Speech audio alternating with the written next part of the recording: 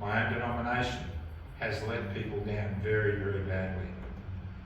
And when the mission becomes less important than the money, we've got a problem. Houston, we've got a problem.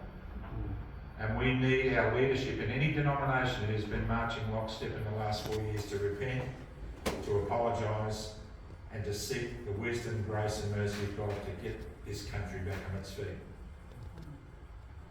So, in order to understand why we've gotten ourselves in this mess, how we've gotten ourselves in this mess, and what we can do to protect ourselves from this mess, I want to invite Dr Tiim Jennings to the stage.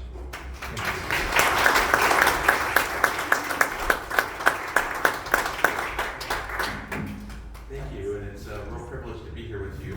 If you have questions that you'd like to submit after we finish this presentation, you can text those questions to this number. You might want to take a quick picture of that number if you want to submit questions during the talk here, and I'll put that number up again as we finish. This particular presentation came about, you all know what the world went through over the last 4 years. Some of us saw from the very beginning that the direction that world governments were taking people were not in the healthy direction. And we're very early on warning the world against that. And I was getting lots and lots of emails, and I was one of those voices kind of warning the direction that the world was going on these things. And then I got invited a couple of years ago to put together a program to outline what happened, how did we get here, how did so many people go along, and that's what this talk will be about. It's highly referenced. If you go to our website, comingtoreason.com, under the resource section, which is the highlight up there, under the presentations tab, you can download the slides from this program, which will have the references that will reference all these points that I'm making here. So if you question some of the points that I'm making, say, where do you get that? You download the slides, you'll get the reference where you can go and actually get the resource for the various points that I'm making. Some of this might shock some of you as I present some of this to you. There's other resources that are free in our website, just various free resources available. So we're going to have a healthy decision making and then get into the data. Healthy decision making requires a healthy mind. And a healthy mind is not inherited, it's developed. What's the difference between a healthy mind and an unhealthy mind? A healthy mind starts from a position of altruistic love, concern for the well-being of other people. The motive, before you even make your decision, your orientation, your attitude is, I want to help others. A healthy mind has that orientation. An unhealthy mind is actually driven by fear and survival drives. Me first, how can I advantage myself? How can I get ahead? That is the primary drive of an unhealthy mind. A healthy mind is directed by reason. An unhealthy mind is directed by emotions. What feels best at this moment in time? Yeah, you can come on through. Yeah. A healthy mind is directed by facts over feelings. A healthy mind doesn't ignore their feelings, and a healthy mind will evaluate their feelings in light of the facts, where a unhealthy mind will value the feelings over the facts. They might be aware of the facts, but their feelings are stronger than the facts, and they go with their feelings instead. A healthy mind recognizes its limits, meaning that we recognize that we're finite, that no matter how much we understand, there's more data, more truth, more evidence, and so we're open to be corrected by more data, more evidence, and we're willing to explore different perspectives to be persuaded that on things that are reasonable. An unhealthy mind has an inflated sense of self. It knows all things, it can't be corrected, and it can't be persuaded. A healthy mind values objective truth. Not your truth is your truth and my truth is my truth. That's a lie. That is substituting and redefining the word truth to perspective or feelings or wishes or wants. Objective truth is how reality works. And a healthy mind wants to understand and embrace how reality works, what's actually true. Unhealthy mind values power and will resist truth that will undermine its power, and then will advance these ideas like, well, that's your truth, but this is my truth, so they can hold on to their power rather than actually change their position. A healthy mind respects others. presents the truth in love and says, but you've got your own mind, and if this is not something that you value, well, I respect you to come to your own conclusion in governance of yourself, and I won't punish you for that. But I love you, so I'm going to persuade you to have a conversation. But at the end of the day, I'm going to leave you free. Healthy mind respects others and others' ability to come to their own conclusion. An unhealthy mind devalues others. If you don't actually come to the conclusion that the unhealthy person wants you to come to, then you're a deplorable, you're an inferior class, you're ignorant, you're stupid in some way. They devalue you in some way if you actually come to a different conclusion. A healthy mind thinks for themselves, reasons for themselves, weighs the evidence, comes to their own conclusion. An unhealthy mind is closed and will often, if not narcissistic and controlling, there's another version of the unhealthy mind, and that is the non-thinking follower who won't think for themselves and look for some powerful voice to tell them the answer. Another unhealthy form of mental processing. Understand, we are in a war in this world for minds. And churches, which we're in today, and I appreciate the pastor everything has used this venue, have the history of presenting the battle between good and evil in a spiritual landscape. But what we saw the last 4 years was the same battle, but it was fought on a different landscape. It was fought on the healthcare landscape. And there was all types of misinformation, deception, and I'm going to go through the methods that were employed, and you will see those same methods were used by the Dark Ages church, for instance, and it was still a war for minds. The healthy approach is what's called autonomy, where we recognize each one of you have your own individuality, your own capacity for thinking, and we want to advance principles that help you gain self-mastery, the last fruit of the Spirit, self-control, that you have governance over yourself. You're an autonomous, functioning individual. That is a healthy approach to how we treat others. We want to help them master themselves. An unhealthy approach for governance is not autonomy, where we want to help build up the citizenry to be autonomous individuals. It's paternalism or autocracy, where we want to create a serf class who doesn't know how to manage itself, who has to look to the authorities to tell them the answer, set the parameters, like a parent will set a fence and say you can play within the fence. Well, here are the rules, and you can have some freedom within the rules that we, as a paternalistic government, set for you, but you're not actually autonomous. You actually have to look toward the leadership of the government to tell you the answers. A healthy would then be democracy, where we have an educated citizenry who can evaluate the pros and cons and values and then elect officials to set policy that governs, whereas the unhealthy is the autocracy or aristocracy, where we have a ruling elite that will exploit the masses. The healthy form is to empower others through education, and through a united value system. While we may not agree on every point, we agree on the values, such as freedom of assembly, freedom of speech, freedom of the press, freedom of religion. We might have different religions, but we agree that in our society we value your freedom to worship in the way your conscience dictates, whereas an unhealthy society wants a serf class that is indoctrinated into a belief system and is divided by caste. And the reason we want to divide society by caste is because if the populace is divided by caste, then they can't actually unite to threaten the aristocracy who is exploiting them. And then the healthy minds operate truth, the principles of God. Truth, altruistic love, in an atmosphere of freedom, leaving people free. Where unhealthy approach is deception, self-interest, and control. Now we're going to talk about decision-making. Decision-making is the process of how one makes a decision. It is not the choice itself. It's not which choice you made. It's the method you use to come to the choice. Unhealthy process increases unhealthy choices or decisions. Healthy process decreases unhealthy decisions. Does that make sense to everybody? Okay. So healthy decision-making begins with a calm and honest mind. You're actually in a state of calm, and you have an attitude of, I love truth, I want to actually know it's truth, and I want to be honest. I don't want to deceive myself, and I don't want to deceive others. That's my starting position. And it has a mature goal. You desire objective truth, and you desire healthy results. This is what you desire in your decision-making. and it understands the principles involved. This is what Graham was talking about, design law. You would simply call those the laws of health, how reality works, whether it's the laws of physics. If you're going to be an airline pilot, you better know something about aerodynamics and the physics of aerodynamics. If you're going to fly a plane, you wouldn't want a pilot that didn't know anything about that, actually flying a plane. You have to know the principles involved in these things. If you have an auto mechanic, you wanted to know the principles of combustion engines and how those things work and so forth.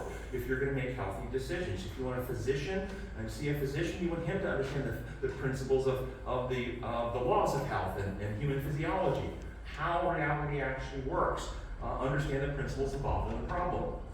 You want to gather relevant data. Healthy decision making not only begins with a calm and honest mind, with mature goals, understanding the principles involved, but is willing to gather information, data, facts, evidences, weighing its reliability. Okay, this is what this person says. How reliable are they? This is the source. I read it in the newspaper. Is that as reliable as this source, say the Bible? Which is more reliable?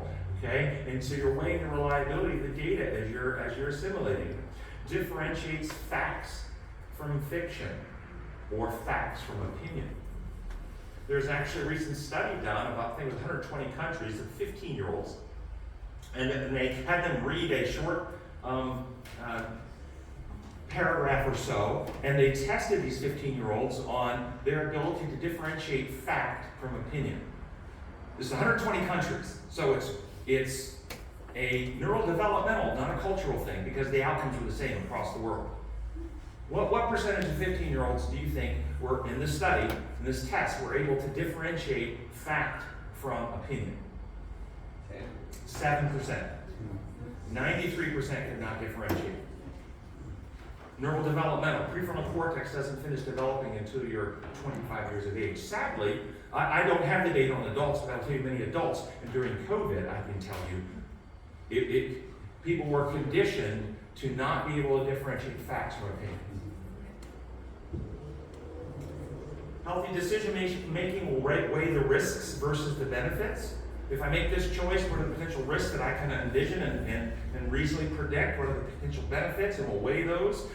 We'll make a decision. Ultimately, after gathering all this and having this healthy perspective, we'll make a choice. And then after you make your choice, a healthy mind will evaluate the outcome. We'll measure what happened. How did it turn out? And then we'll update the process based on the outcome and how things went. And update the decision making with the new information of how things went. And then healthy mind invites critique, tolerates rejection, wants investigation, wants other perspectives that can see things from a different angle, and respects the individuality of others and leaves people free to have a different perspective. So what impairs healthy decision making? What impairs it? Powerful emotions, particularly fear. The more fearful a person is, the less effective their decision making becomes. This is just showing in your brain, the amygdala is your fear circuit, and your prefrontal cortex is where you reason and think, and when your amygdala fires, it will impair prefrontal cortex functioning. And what it impairs, especially fear, dishonest attitudes or prejudices. If you go to the equation before you even get the data, then you already have a bias, you already have a prejudice, you already have a dishonest attitude, you already have an angle that you want to have the outcome, you're already invested for it to go this direction. You're not actually interested in the truth, you're interested in ensuring an outcome occurs in a certain way, then your decision making is impaired. Does that make sense to everybody? Unreliable information or propaganda. Your decision making is only as good as the information upon which it's made. So this is again why we want to be lovers of truth, why we want to investigate, why we want a society in which there is an open and free press, where information can flow freely. You know, the best solution to disinformation is more free speech and more information. That's the best solution. Trusting the untrustworthy. This is huge. Trusting somebody else. For instance, you are much more vulnerable to be deceived by your spouse if your spouse were to tell you a falsehood than a stranger, because you trust your spouse. You're much more vulnerable to that. You're much less likely to question and verify. And hopefully so, because they've proven their trustworthiness. But the point here is not that your spouse is trying to deceive. but your spouse is human. And your spouse, with all good honesty, may not have their facts right and may not be telling anything in their heart that they believe to be false, but still may be presenting to you with good intention false data. Isn't that true? Yeah. Yes. And to the degree you trust your spouse and don't check the data for yourself, you can be led astray. So trusting the untrustworthy or trusting the trustworthy who just have their facts wrong. So it's the trusting question makes one vulnerable to impaired decision making. Group pressure. We're biologically wired under threat to go with the herd. Group pressure makes us more pressure, more people that are all screaming, this is the right answer, this is the way to go, this is the way. It's harder and harder and harder to think for yourself and resist. So group pressure. Censored information. And censored is slightly different than misinformation or propaganda. Censored information might be every piece of data you get is completely accurate, truthful, factual, but they've left out other critical pieces of information that, if it were included, would impact your decision and open your mind in another direction. So it's not misinformation or false information. It may be true, but it's censored or limited information. Like talking about the benefits, which might be true, without talking about the risks. Coercion. The more pressure you're under, the more threats you feel, then the more your fear goes up, and the less able you are to make an objective decision. And then ends justify the means methods. These undermine healthy decision making. And so during the time, I got lots of questions from people about how do we know, who do we trust? This doctor's saying that, this person's saying that, this agency saying that, this official's saying this other thing, this science, and they sent me this article, but I'm not a scientist. How do I understand the science? I got this all the time. Did you get some of this? And I just hope that you don't actually have to know the data. Just watch the methods. And anyone can watch the methods. Healthy methods are truth, love, freedom, and openness. Truth loses nothing by investigation and questioning. If it's true and you investigate it, and you question it, and you test it, you verify it, and you're more confident in the truth, because the truth is reinforced every time you test it. Because it's true. That's how reality works. So I tell people, watch the methods. Unhealthy methods, lies, coercions, control, secrecy. If you want to know, if you don't want truth, then you have to suppress the voices of truth. If your position is not based on truth, then you have to rely on expert opinion. You must censor voices that would bring data that would undermine your position. You have to accuse those who would question your position as wanting who are anti-human, who want to increase deaths, who don't care about society. You have to use coercive tactics. You have to terminate voices of truth. You have to make threats to inflame fear. You have to control the media. You have to obstruct evidence. Did you see any of those methods used? Understand, you don't actually have to know the data anymore. If you see those methods used, only people who don't have truth and don't want truth use those methods. If you have truth, or even if you don't have truth but you're a lover of truth, so you've just come up with a hypothesis, you're a scientist, you've just run a study, and maybe your study is not right, but you're a lover of truth. You put it out there and say, hey, check my data. This is historic science. This is historic medicine. And there's a repeat study that either verifies the finding or that, no, we didn't get those, that was not replicatable. It didn't replicate. And so that's historic science, because the true scientist wants the truth. But if you know that your position is not based on truth, you close the door to investigation, to inquiry, and to questioning. Healthy versus unhealthy decision making. Healthy decision making is calm and honest. Unhealthy decision making, emotional and prejudiced. Desires truth if it's healthy, and desires what's actually healthy. Whereas the unhealthy avoids the truth and desires comfort. Understand, comfort and health are not the same thing. Often, the things that are healthy are uncomfortable. Harmonizes with principles or design laws or the laws of health. Whereas unhealthy is contrary to those very principles, like I just went through: openness, honesty, integrity, and so forth. Integrates many data points. The healthy mind will want as many data points as you can hold at once to inform you of your decision making. Whereas an unhealthy mind will try to make, and if you dealt with some of these people, they'll have 1 or 2 data points. Whether it's on the COVID question, whether it's on a religious question. I get this in theology all the time, where people will object to something, and they will do it on 1 point and ignore all the other points. There'll be 1 idea, 1 fact, 1 text, and they won't integrate that with all the other data points that would undermine their position. Weighs risk and benefits, downplays the risk, hypes the benefits. Did you see the benefits hyped and the risk downplayed? Chooses and makes a choice, investigates, chooses, and then opposes. There were choices made by our government officials, but they imposed investigation. Takes responsibility. The healthy mind will take ownership. I made that choice. Here's what happened. I need to now accept responsibility for the outcome, and I need to learn from that choice. That's a healthy mind. An unhealthy mind blames others, doesn't learn, externalizes. So now, as I go through all that, I'm going to walk you through a 9-step process that governments use to manipulate their citizens and people into choosing something they would not have chosen had this 9-step process not been used. First, create or identify some threat. The more nebulous, the better. Nebulous means something that you would have a very difficult time identifying with the senses God gave you. You can't see it, you can't touch it, you can't smell it, you can't feel it, you can't hear it, but it's a threat. And it's an existential threat. It could kill you, it could kill your family, it could kill your society. Identify a threat. The more nebulous the threat, the better.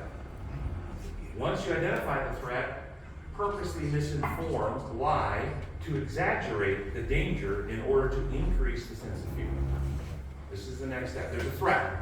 And then lie about the threat to make it more threatening, more scary. Third, present conflicting messaging to increase uncertainty in order to undermine people's ability to resolve the threat on their own. There's a threat, you can't see it, you can't taste it, you can't see it, you can't smell it, and it's really dangerous, everyone can die from it, and you need to do this, but maybe you should do that, you can't do this, and you have no idea, there's unpredictability. And then provide a voice of authority to direct you to safety. 5, present a sense of group acceptance.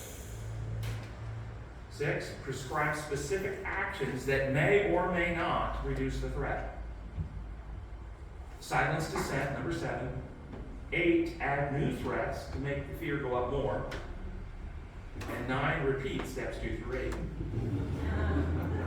This is true. I'm going to walk you through it now. So step 1, create or identify some threat. The more nebulous, the better. Do you remember? And the goal of the threat is to cause fear. This is the goal of the threat, to make people fearful. Because when you're fearful, fear impairs thinking. And people will be less capable of thinking and reasoning.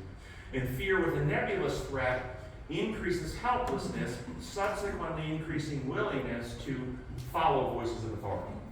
Because we want to be safe. Do you remember the debate? SARS-CoV-2 leaked from a lab, or was it a natural virus from a wet market? Remember the debate? It doesn't matter. It's irrelevant. It's an irrelevant question because it serves the same purpose. It's a nebulous threat.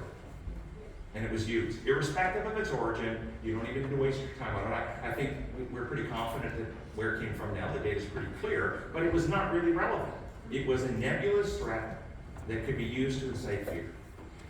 SARS-CoV-2 is a tool. The intention is fear. The goal is power and control.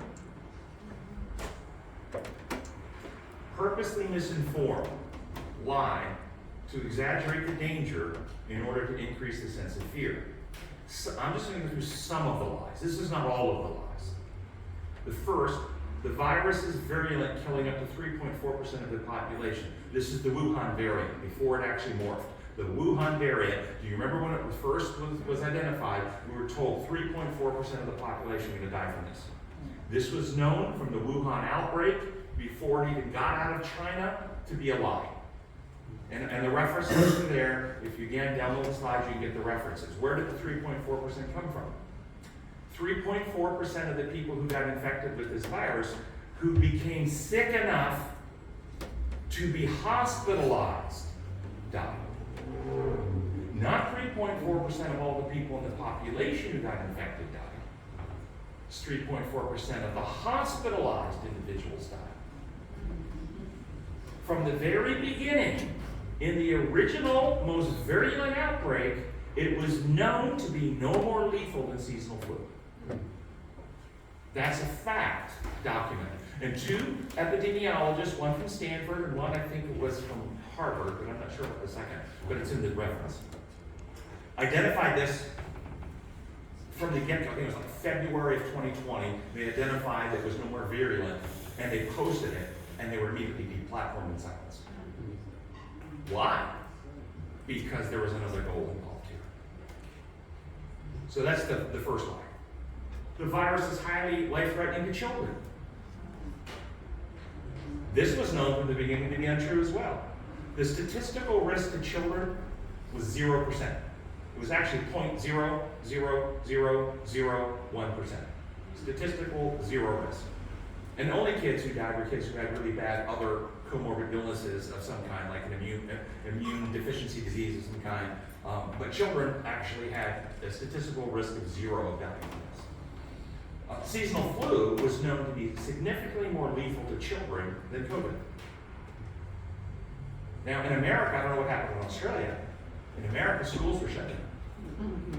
We have never shut schools down other than maybe for a week in an isolated bad flu outbreak. An isolated bad flu outbreak, one school might shut down for 1 week, and then it opens back up. But other than that, we've never shut schools. We've shut schools now for over a year in America.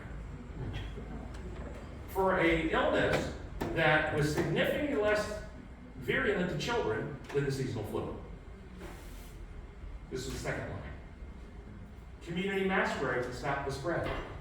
Multiple studies have been done prior to COVID that community masquerade has 0 impact on stopping viral transmission. 0. None. Doesn't matter what kind of mask you wear. No impact whatever. And that was actually validated and confirmed during COVID that it actually didn't reduce spread. 6 feet of separation is necessary to stop spread. This was just made up out of thin air. This had no data whatsoever. Somebody just made it up. Actually, it came from some European data of the 19th century to tuberculosis transmission, which tuberculosis, as you know, is not a virus. The experimental messenger RNA injections are vaccines that will prevent infection, provide herd immunity, and stop spread. Do you remember this? Mm-hmm. Now this is one of the really serious deceits that they did. Words have meaning. And I want you to know that prior to COVID, and I just posted this in a blog a couple of weeks ago on my website, prior to COVID, vaccines meant, and I think you all understood what a vaccine was. If you got a vaccine, you got immunity to a disease. That's what vaccines meant. And I documented this. A 1982 Stedman's Medical Dictionary documents that what it means. In 1998, Webster's English Dictionary documents that what it means. But now, if you look up on dictionary.com, vaccine no longer means providing immunity. They changed the definition. The word today now means something that induces an immune response. Inducing an immune response doesn't provide immunity, but they banked on people believing that this was a vaccine and it would make you immune. But they knew before they released these that these would not provide immunity. It was a lie, and they knew it. And in fact, the data shows that the more injections you had, the more likely you are to be infected with COVID. It actually reduces your immune response. The pandemic is a pandemic of the unvaccinated. Do you remember this? It's another lie. I didn't put it on here, but another lie is that natural immunity is less effective than the immunity from the injection. That's not true either. A natural immunity is much more effective. If you actually got the virus, then your immune system became much more robust and much more likely to resist a future infection than if you got the jabs. The vaccines are safe. Now think this through. It was admitted. Here's something they admitted. This is a new type of vaccine, a messenger RNA vaccine. This is what they called it. And they admitted that it was new, and they admitted it had never been used in a population before. Remember, they admitted that, right? Yeah. But they told you it was safe. Think how many people didn't think. Seriously. There was a lot of non-thinking going on here. You know it's safe. It's never been used. There's actually zero data. It's a blank page. It might be safe. I'm hoping it's safe. We have no data that it's safe. How can you tell us it's safe? That's simply a claim. That's a proclamation. That's a declaration. That's not evidence. How many people in the world simply believed what they were told? The PCR test is accurate in diagnosing COVID infections. It's not a lie. The number of COVID deaths reported by the government is accurate. I don't know about your government. I'm talking about the CDC in America. In America, and I've got the references up there, the number of deaths reported were inflated by 96%. In other words, the actual deaths was 4% of the number reported. If you actually look at and this was inflated in a variety of ways, but the people who reported typically had 4 other causes of death, like terminal cancer, late-stage heart disease, and so forth and so on. But they even were reporting deaths. This was documented. This is not something I'm making up. Somebody had a positive COVID test 3 days ago, and they got in a motorcycle accident and died in a motorcycle accident. They were listed as a COVID death. This is what was happening. Additionally, in the U.S. hospitals, the CDC changed their rules on what you could list as a COVID death in America. If a doctor suspected it was COVID, they could list it as a COVID death even if the test was negative for COVID. And the hospital got 25% more Medicare reimbursement if it was a COVID death. Substantial more money if you list it. And you're allowed to do it if you just suspect. Lockdowns are effective at stopping or reducing deaths. In fact, I'm going to show you the data that the interventions made by the government have caused more deaths than they prevented. And those deaths will cascade now down at least 3 generations, if not 4. Lockdowns increased deaths from cancers went up due to at least 10 million missed cancer screenings and treatments that didn't occur during COVID. Heart attacks and stroke deaths went up because people were afraid to go to the hospital with their chest pain or stroke symptoms because they were so terrified they'd get infected from COVID. Teen suicide deaths went up during this time. Overdose deaths went up during this time. Social isolation worsens physical and mental health, and social isolation in multiple studies have been documented to impair your body's viral fighting immunity. So you're more vulnerable to viruses if you're socially isolated. And it increases all causes of death. Also, social isolation resulted in increased domestic violence and child abuse. Those numbers went up. And the data shows that children who are abused in their childhood have epigenetic modification that occurs in their DNA that make them die at a younger rate than if they hadn't been abused.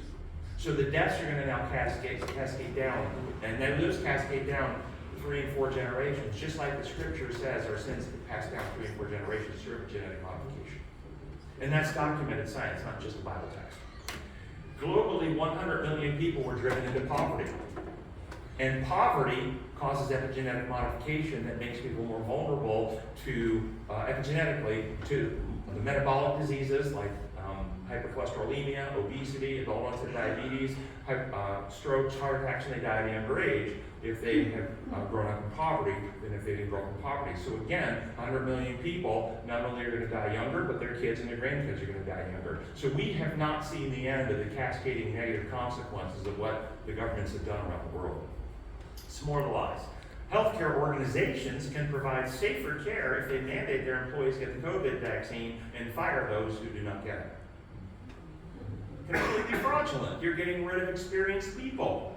Or the military is better able to carry out its mission by mandating COVID vaccines and discharging all who refuse. Understand, much of, at least in the U.S. military, are young people. 18 to 25-year-olds, significantly low risk of COVID poor outcome. But in the U.S. military, the Navy SEALs particularly refused this. And most of the Navy SEALs were terminated, but pushed out of the military. Do you think the U.S. military was better able to carry out its mission by getting rid of the Navy SEAls? No, I actually have a friend who was the chaplain for JSOC, Joint Special Operations Commander, the chaplain for the Navy SEAls, and he refused it, and they put him out. And 2 years later, they called him and the SEALs back. He's back in serving again. But for 2 years, he and much of the SEALs were out of the military. Children have a better health by mask mandates, school closures, and COVID vaccine. This is well documented. The mask mandates cause significant language and social developmental impairments among children who during this developmental time rely on facial expression to actually learn social skills. And these facial expressions are being blocked, and it significantly causes heightened mental health problems, anxiety problems, and social connection problems in children. Following CDC recommendations is following science.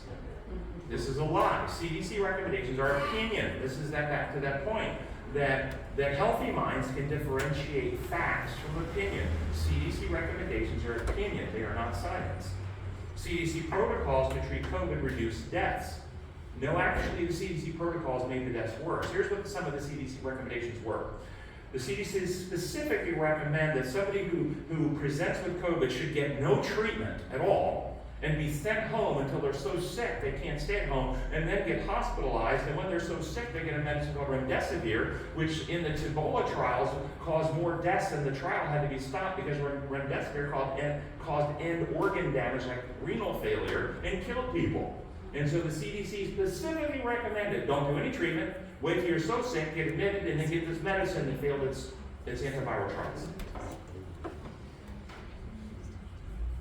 There were a whole host of home remedies that were actually demonstrated to reduce viral transmission and help accelerate healing from this, that the CDC specifically countered and put out misinformation to stop and silence those people. And then medical authorities in America, like governing bodies and credentialing boards, began acting against the physicians who were actually working to find solutions to help treat patients, and is really, really sad. FDA approval determines safety and usefulness of medications. This is not true. In order to get FDA approval, a pharmaceutical company has to basically do 2 randomized trials, placebo-controlled trials, that show that they meet a study endpoint and don't have serious side effects. And how do they get those trials? Is they cherry pick out of the population a group of people that are robustly healthy, that may have the condition, that have no confounding variables that they can filter out, and then they study for this one endpoint, and they get their medicine approved. That does not represent how the medicine is going to hit society at large. And so FDA approval simply means that in a very cherry select population, they can actually meet an endpoint with minimum side effects that have been emerged. And then it releases onto the market, and oftentimes things get recalled because things are not safe or have side effects that were unseen or proved to be ineffective in a larger landscape of the population.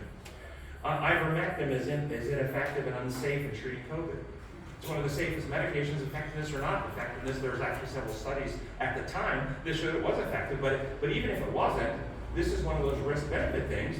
There's never been a death associated with ivermectin. It is no long-term safety data, safety negative outcome data from it. It's extremely one of the safest medicines ever. Same with hydroxychloroquine. Both of them, 2 of the safest medicines ever. So CDC does not, and the CDC specifically recommended against ivermectin and hydroxychloroquine, despite 2 of the safety medicines in history and several studies documenting potential benefit. Oh, and by the way, the reason they did this, show you how they manipulate data. The people who are advocating for these advocated that you start these medications as early in exposure as possible, potentially even before you got exposed. If you thought that somebody in your family had got a test but you hadn't had any symptoms yet, you might start this prophylactically. This is how it's being recommended. The CDC came out with studies that proved it was ineffective. Why? They waited to people who were so sick they were hospitalized. And the hospitalized sick were then given a trial of this, and they didn't have any good outcome. And therefore, they said, see, it doesn't work. Do you understand that is not the same thing? And this is how they misled the people into not using this early on to prevent the worsening outcomes that you get from this viral transmission. And the disease had several stages. One was the infection stage, the replication phase, the oral pharynx phase, and then the phase in which it actually affects blood coagulability, and you get the little microclots going on in the alveoli, which makes it hard to breathe and so forth. By the time you get to that stage, you're already past the reproduction stage of the virus, and that's the early stage where this can actually have a positive impact. So they're actually treating people who are not actually dealing with the reproduction phase in the oral pharynx anymore. They're dealing with people who are having clotting issues in their lungs now, and it doesn't help with that. But they don't tell people this. So it's a form of, again, misleading the public. Moralized. Physician testimony of ICU patients dying from diagnosed COVID is an accurate barometer to believe. I don't know if you saw this, but in America this was very common, where they would take these ICU physicians and they would have these tear-jerking stories of heartbreaking sadness of these doctors seeing people die of COVID and begging people to get the jab because it's killing people. Well, no, what was killing people were the CDC recommendations that were preventing early treatment, that were preventing the serious outcomes, and then putting them on remdesivir, which is killing end organs, and yet these good-hearted physicians didn't understand that because they're just following the guidelines. The guidelines should make us safe, right? No, the guidelines weren't making us safe. SARS-CoV-2 is a tool. The intention is fear. The goal is power and control. 9 steps. Create or identify some threat. The more nebulous, the better. And then purposely misinform or lie to exaggerate the dangers in order to increase the sense of fear. And then present conflicting messaging to make people uncertain, and the uncertainty under threat makes people more willing to follow the directions without question. This is the dynamic, psychologically. And the conflicting messaging, did you get any of this? In Australia, we got this in the US. No masks needed. Wear masks. Indoor masks only. Indoor and outdoor masks. Not for children, for children. Single mask, double mask. Cloth mask, and N95 mask. Mask until vaccinated. Mask if only one jab. Mask if triple vaccinated. Mask on airlines unless eating and drinking. Do you remember any of this? Yeah, it's all conflicting messaging, so you have no clue. More, 2-week lockdown. Only a 2-week lockdown. This is what we were told.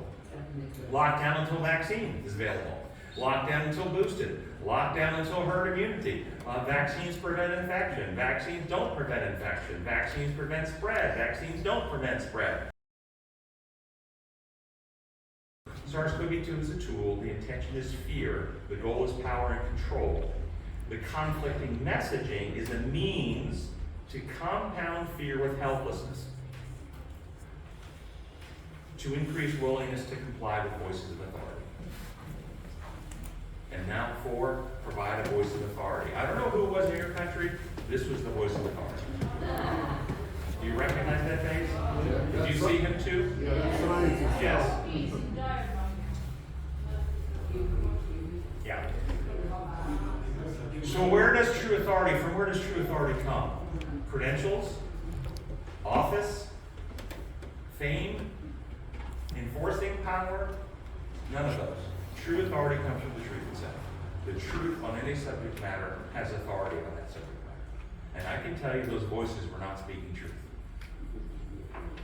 And then present a sense of group acceptance. Group acceptance increases willingness to comply, even when you see evidence with your own eyes to the contrary. If everybody else is going one way, you feel a pull to follow the group. Haven't you felt that? And the greater the fear, the more willingness to follow the group. There's safety in numbers, and you're less capable of critically reasoning for yourself. And so they gave a sense of group acceptance through media control, an illusion that most people were agreeing with the voices of authority. Every major mainstream media outlet in America advanced the same narrative of misinformation. Some of them are still doing it, including medical news outlets. This was Psychiatric Times, anti-vaxxers and water witches, mistrust of science and limits of reason. And within that article, I read the following. The common thread is, of course, a deep-seated denial of science and a mistrust of scientific experts, a word that is nowadays pronounced with a kind of dismissive hiss. Indeed, experts in epidemiology and infectious disease, such as Anthony Fauci, are not merely doubted by a substantial proportion of the public, they are threatened with bodily harm for advocating vaccination against COVID-19. It is easy to explain away such science denial as the result of mistaken information and biased reasoning. You understand what they're doing here? His opinions are being called science. And if you disagree with Fauci, you're a science denier. Yes. Follow the science. Understand, expert opinion is not science. It's opinion. CDC recommendations are not science. FDA approvals are not science. Science is knowledge gained through experimentation, observation, measurement, and investigation, and science invites investigation. If you're shutting down investigation, it is no longer science. It's propaganda. And then prescribe specific actions that may or may not reduce the threat. Mask wearing. Understand, mask wearing did not reduce spread or risk of infection. But mask wearing did reinforce the sense of danger, increasing a sense of fear. This is what it did. When you saw everybody wearing masks, it reminded you to be afraid. But it actually had provided no protection. It did make people feel less helpless, however, even though the action had no objective benefit. It feels good to do something. It did condition people also to follow the authority. Do what you're told. Shut up, don't think. Comply. COVID mandates did not reduce spread.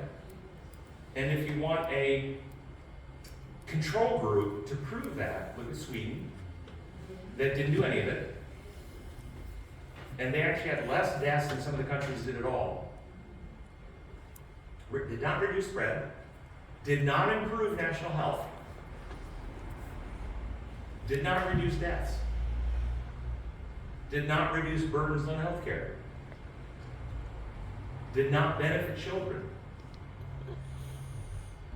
did not follow long-established principles of medical practice and ethics. They broke those principles in practice. You understand, I don't know in your country, in my country it was officially an experimental injection under emergency use authorization. Was it experimental in your country too? Okay? So people were coerced into medical experimentation. COVID mandates, what they did do, they divided families and communities. They inflicted injury and harm upon people. They weakened small businesses. They transferred wealth from middle and low income families to corporate elites. I think it was $2 to $3 trillion of wealth were transferred. They weakened the U.S. military, and they weakened the U.S. dollar. That's what they did. These are all measurable and provable outcomes that happened. So why then, if that was what it was doing, why did so many comply? Because they were afraid. Because the threat was nebulous. Because they believed the lies. Because the conflicting messages instill a sense of helplessness. Because voices of medical authority said so. Because the media control gave a false sense of everyone agrees. And because people want to feel both safe and empowered to have their helplessness taken away. And then that's why people went along. And then the seventh, silence dissent. That's censoring, deplatforming, vilifying, refusing to publish people's articles, which happen, label as conspiracy nut, remove from positions, terminate from employment. This happened to anybody who was questioning the narrative, even with good data and evidence. It didn't matter, like the epidemiologist that I mentioned earlier. And then add new threats to increase fear. This is WebMD, which was also published in MD Edge Infectious Disease as COVID resurges, Vaccine America's Rage Against Holdouts. And this was published in these medical journals in America. Experts say 90 million unvaccinated Americans are the most at risk from COVID and have helped the new Delta variant gain a foothold and spread, posing a risk of breakthrough cases even in vaccinated people. In the interest of public safety, I believe the government and private businesses need to make life difficult for the unvaccinated. They should not be allowed to dine at restaurants, ride public transportation, attend concerts, or broadly be in spaces with large concentrations of people without passing COVID test at the door. Did you get some of this? Yes. And just, again, think it through. The historic definition of a vaccine, if you were vaccinated against measles, you didn't feel threatened if somebody had measles. Why did we have to make sure the other person got a vaccine so you could feel safe? This was a tacit admission that what they were doing provided no safety to anybody. But people didn't think. And the new threats to increase the fear, restrict liberty, travel, worship, schools, visiting families. Did any churches get closed during this time in Australia? Churches closed. Now, I was raised in the Seventh-day Adventist church, and one of the things Seventh-day Adventist church is historically proud of and known for is religious liberty. They have a religious liberty, worldwide religious liberty department that fights for religious liberty. And I've asked this around the world. If I could have gone to various churches, I said, we could wind the clock back. I got a time travel machine, and in November of 2019, I walked into any Adventist church in any country in the world, and I asked the following question: how many of you would support your government in shutting your church down for the next year? How many hands would go up? None. How many did? How many did? And that's an indictment, folks. And that question needs to be asked to every church group who values religious liberty across the world. How many of you in 2019 would have supported the government shutting your church down? No hands went up. And how many of you did? And you need to look in the mirror. I know nobody in here did, but I know many people you went to church with did. And they need to be asked this question: why? Why would you do that? Why? They were threatened with arrest in America. People were arrested, fined, closed their businesses, and business licenses were revoked, terminated from employment, denied or rescinded research grants, threatened to withhold reimbursements, and so forth and so on. All this was done to pressure people. And various organizations refused to write letters of conscientious objection. 9-step process. Create or identify some threat. The more nebulous, the better. Purposely misinform or lie to exaggerate the danger in order to increase fear. Present conflicting messages to increase a sense of helplessness. Provide a voice of authority to direct toward safety. Present the sense of group acceptance. Prescribe specific actions that may or may not reduce the threat. Silence dissent. Add new threats to increase fear. And repeat steps 2 through 3. Did you see these steps repeated over and over again? So how many people would have complied? Even the most ardent believers, how many would have complied if they were told from the beginning SARS-CoV-2 is no more dangerous than the flu? Which was the truth. The vaccines are experimental and have no long-term safety data. The so-called vaccines won't prevent infection, won't prevent spread, won't prevent reinfection, and will provide no herd immunity. And masks provide no benefit to preventing spread. How many early home treatments are safe and effective in the majority of cases? If the society had been told this from the beginning, how many would have complied with all the mandates? That's why you weren't told. SARS-CoV-2 is a tool. The intention is fear. The goal is power and control. What will be the question? Understand this 9-step process. You should be asking yourself, what is the next nebulous threat? Because it's coming. And the same formula will be used again. You will be told there's a terrible existential threat. And then you will be told lies that will make you more fearful. And then you'll be told conflicting data. And then you will have voices of authority. And then there will be a perception of group pressure. And they will deplatform voices that would bring contrary data or question their data. And coercive pressure will be brought to bear. It's coming again. 9 steps to protect your mind. When afraid, seek God. Neurobiological brain studies show that meditating on a God of love calms the brain's fear circuitry down, and improves your ability to think clearly. So when you're afraid, first thing, go to the Lord, take a few moments, decompress, put things in His hands, ask for His guidance, calm down. Step one. Step two, commit yourself to godly principles. That, Lord, no matter what happens, I, in governance of me, am going to choose to apply your methods in how I treat others. I'm going to present the truth as I understand it in love, and I'm going to leave other people free to make up their own mind. Choose in governance of yourself. Understand what happened with COVID is that basically overnight, the entire world, almost every person in the world, was brought to a position where they had to decide in governance of themselves what method they were going to employ and how they treated others. They're choosing what law they are writing into their own heart and mind. Are they choosing to write into their heart and mind the law of the Lord, which is perfect and brings life to the soul, love for the Lord your God and others and His methods? Or are they choosing the law of fear and selfishness? Protect self, coerce others, make self feel safe. This is what happened. Think for yourself. I'm not here to tell you what to think. You all have your own mind. Evaluate it for yourself. Look at the data, get the slides, check the references. Think for yourself, come to your own conclusion. Prioritize facts over feelings. Don't let feelings determine your actions. Prioritize evidence over opinion. Be careful who you trust.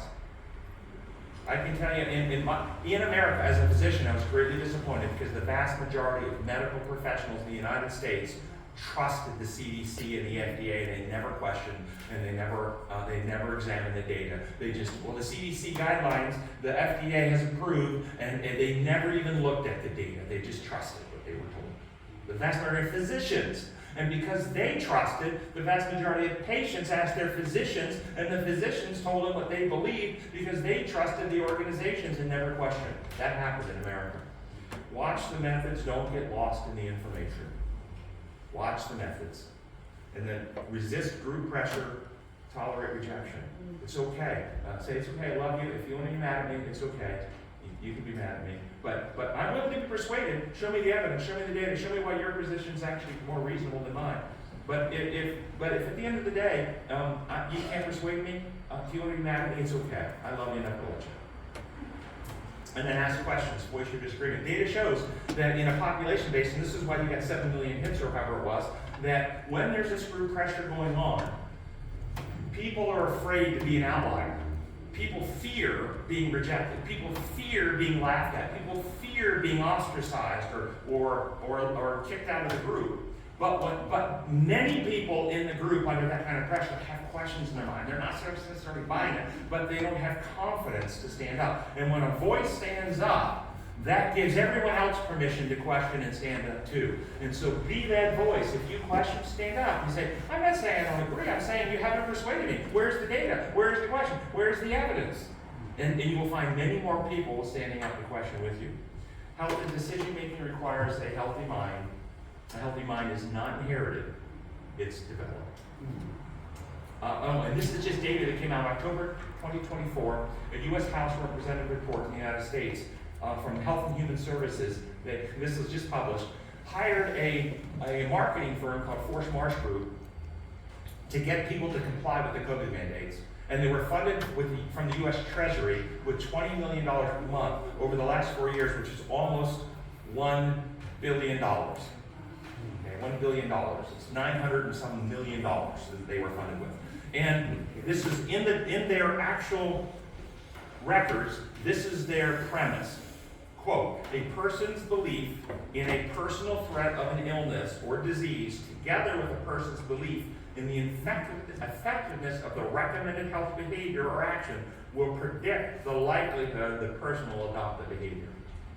And with that premise, it was found that they magnified both the dangers of COVID and the benefits of the jab. This marketing firm did. They magnified them both. And in the report, much of the scientific content directly featured or alluded to in the campaign ads and other promotional material is drawn from the CDC recommendations, guidance, and research, critical parts of which proved to be deeply flawed. That's because it wasn't science, it was opinion. And the CDC's guidance which the campaign relied on, went beyond the terms of the FDA emergency use authorization to state without evidence that COVID vaccines were highly effective against transmission. This ultimately had a negative impact on vaccine confidence and the CDC's credibility when proven untrue, because it wasn't true, it wasn't science.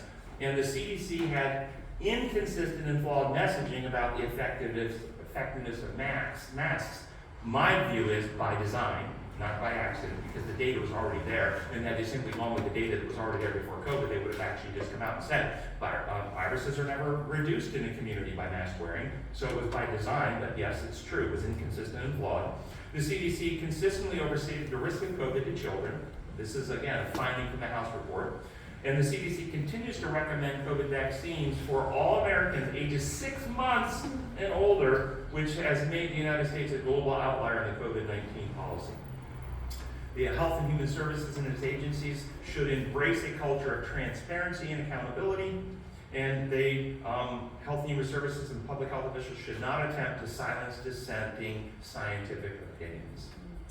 And I don't know why that came out so weird. But anyway, if the number is 0414-412-902, if you have questions, that's the number to send in. And now it's time for questions.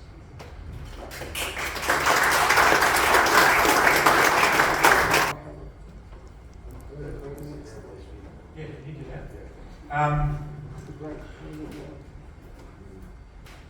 Before I do that, I want to say one thing.